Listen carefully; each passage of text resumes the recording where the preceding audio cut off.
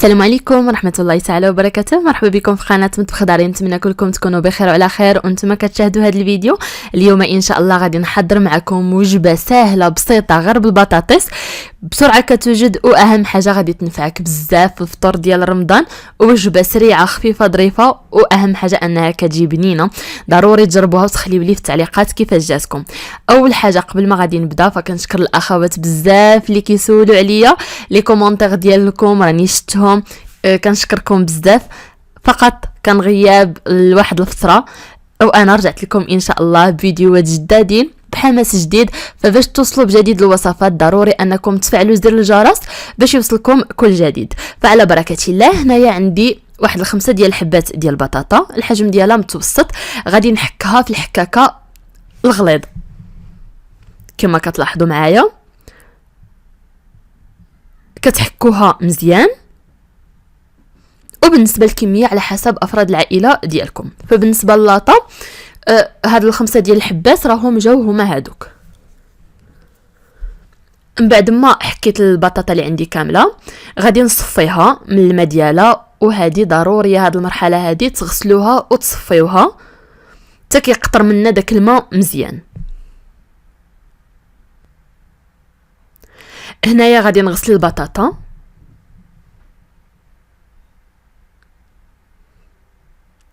وحاولوا انكم تضغطوا عليها باش هكا تعصر وتستى مزيان من داك الماء ديالها بهذه الطريقه هذه.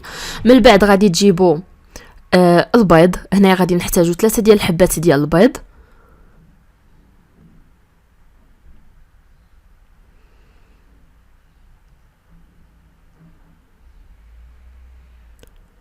كما كتلاحظوا معايا فالطريقه راها ساهله وما كتاخذش، اهم حاجه ما كتاخذش الوقت. من بعد غادي نضيف حبه ديال الفلفله خضراء اللي قطعتها مربعات صغيره. تقدروا ديروا فلافل الوان، الاختيار كيبقى لكم وايضا على حسب اللي متوفر عندكم. حبه ديال البصله تكون صغيره قطعتها شرائح يكونوا طوالين. فبالنسبه للبصله راها كطيب ما كتجيش نهائيا باينه، فقط قطعوها رقيقه، قطعوا شرائح ديالها يكونوا رقاقين.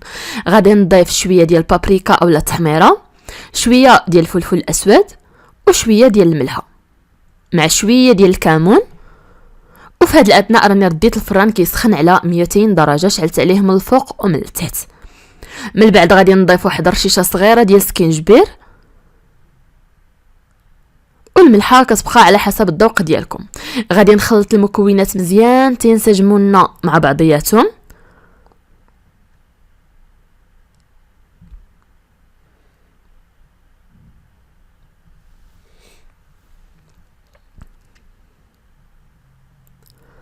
من بعد ما خلطت كل شيء غادي نجيب لاطه اللي كتدخل الفران، غادي ندير فيها بابي كويسون اولا الكاغيط الخاص بالفرن. غادي نوضع داك الكميه ديال البطاطا اللي درنا مع الخضره، وغادي تحاولوا انكم تسرحوها مزيان على المول اولا على اللاطه كامله.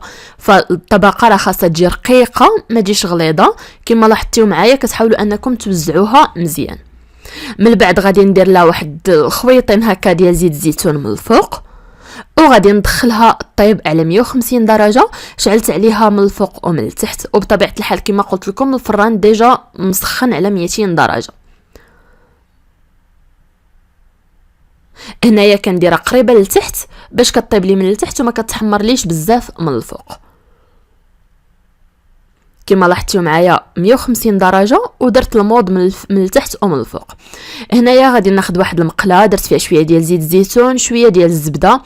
غادي نمعك فيها واحد اولا غادي نقطع فيها واحد 2 ديال الفصوص ديال الثومه يكونوا كبارين. غادي نخلي داك الزبده اولا داك الثومه تشحر مزيان مع الزبده والزيت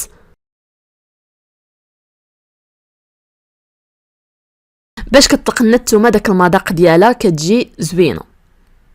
من بعد غادي نضيف واحد الحبه ديال البصله اللي مشلده رقيقه، حبه ديال البصله الحجم ديالها متوسط. من بعد فلفله. وحتى في هذه المرحله هذه الا كانوا عندكم الفلافل الالوان تقدروا تضيفوهم، انا هنايا استعملت غير فلفله خضراء. غادي نضيف لهم شويه ديال الملحه، شويه ديال الابزار اولا الفلفل الاسود، وغادي نخليهم يتشحروا على نار تكون مهيله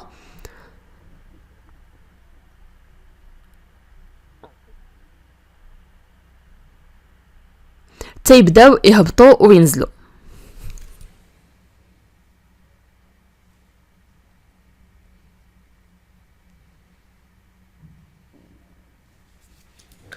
من بعد ما تشحرات لي فليفله مع البصله كما كتلاحظوا كيفاش كيتعسلوا مزيان، غادي نضيف شويه ديال اللحم المفروم اولا الكفته، وكتبقى اختياريه كفته ديال الدجاج اولا كفته ديال اللحم، نتوما والاختيار ديالكم. من بعد غادي نضيف شويه ديال العطريه، بابريكا، القزبر يابس مطحون، الملحه، الابزار، وشويه ديال السكينجبير، وغادي نضيف بطبيعه الحال شويه ديال الهريسه، وغادي نخلط مزيان التوابل مع الكفته. غادي نضيف شويه ديال المعدنوس وشويه ديال الزيتون الخضر اللي مقطع رقيق.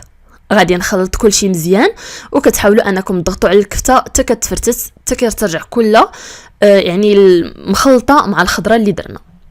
غادي نخليها هكا كتقلى مزيان. من بعد غادي نضيف لها شويه ديال الكريمه ديال الطبخ اولا كريم فروماج اللي كان كيتوفر عندكم، وغادي نخلط مزيان فقط باش كتطلق لنا داك التعليكه اللي فيها. فهاد الاثناء هادي صافي راها غادي تكون اللاطه ديال البطاطا طابت، كتاخذ لكم تقريبا 10 ديال ما بين 10 حتى 15 دقيقه. قللنا عليها العافيه باش كطيب على خاطره، وكما قلت لكم حتى البصله والفلفله كيطيبوا ما كيجيوش نهائيا باينين، يعني ما كيبقاوش كيتغززوا. من بعد ما طابت الكفته صافي ضفيت عليها، وهنايا شوفوا معايا بطاطا ديالنا من بعد ما كتوجد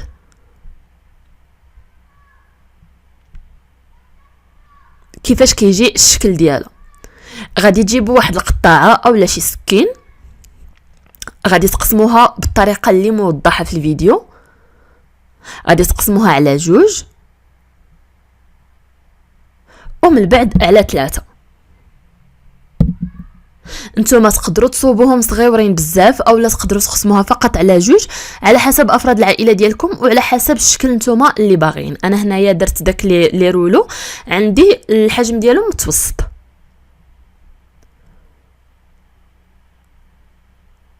كيجيو هكا فطائر فرديه بالبطاطا، كيجيو بنانين، واهم حاجه بسرعه كيوجدوا وصحيين في نفس الوقت،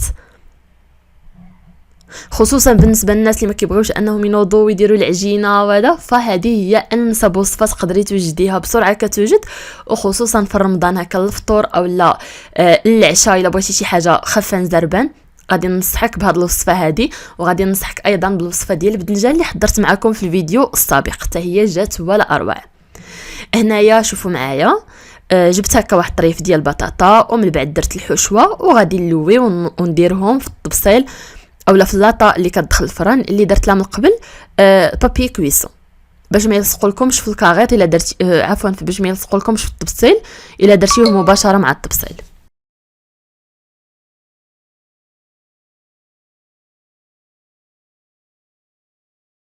صافي هنايا غادي نكمل بنفس الطريقه حتى كنسالي الكميه اللي عندي كامله بنفس الطريقه.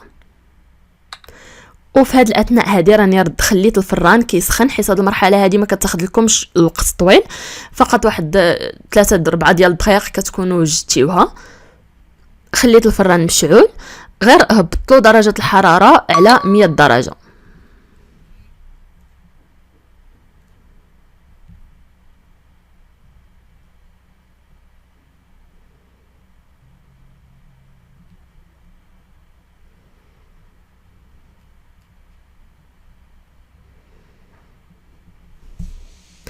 هنايا من بعد ما ساليت الفطائر اللي عندي كاملين، غادي نجيب شويه ديال الفرomاج غابي وغادي نديرو هكا من الفوق. من بعد غادي ندخلو دغاتينا على 200 درجه، شعلت عليه ايضا من الفوق ومن التحت باش الفطائر ياخذوا لنا داك اللوين الذهبي والفرomاج يذوب ويتحمر. فهاد المرحله هذه تقدروا تضيفوا حتى شويه ديال الاعشاب المنسمه اولا معدنوس مقطع اولا السحتر، الاختيار كيبقى ليكم. وعاد دخلوا الفرomاج يذوب كيعطي له مذاق زوين.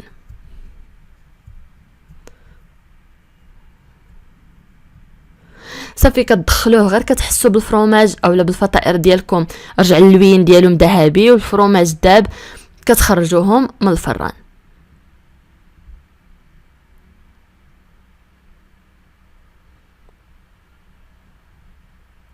وهنايا كنحاول انني نطلع التبصيل واحد شويه على المره اللي فاتت باش يعني باش كتكون العافيه قريبه له من الفوق اكثر. هنايا عندي في الفران 210 فراني نقصت ل 200 درجه.